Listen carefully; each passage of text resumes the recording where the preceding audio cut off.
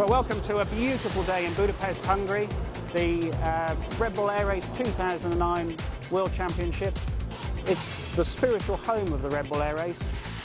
It's a difficult track, it's a twisting track, there are some difficult knife-edge gates, but the big difference between this and any other track this year is this thing here, the very historic chain bridge.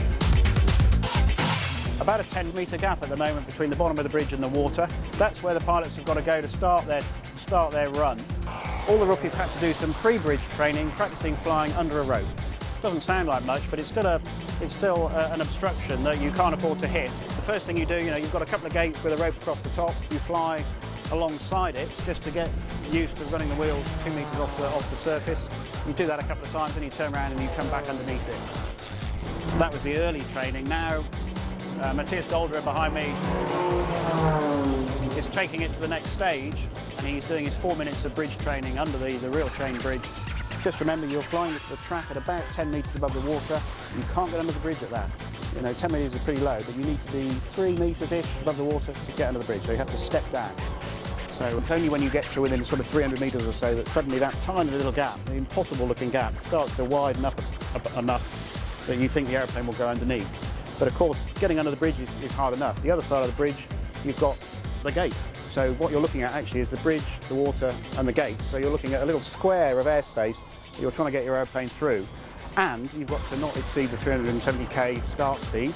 You've got to counteract for any, or correct for any wind left or right to track the aeroplane straight at that gate.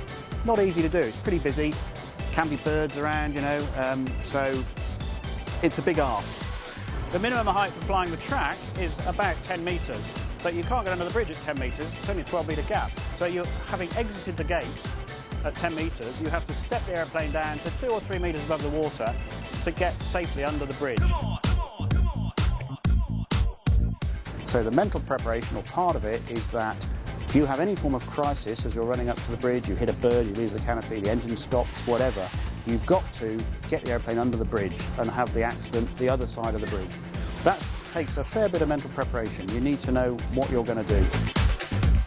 So basically, all the rookies have done, as everybody expected, beautifully well. It's a very professional job. They've all got under the bridge successfully. That now has removed that big mental block that they all had. They've now flown under a great big stone bridge.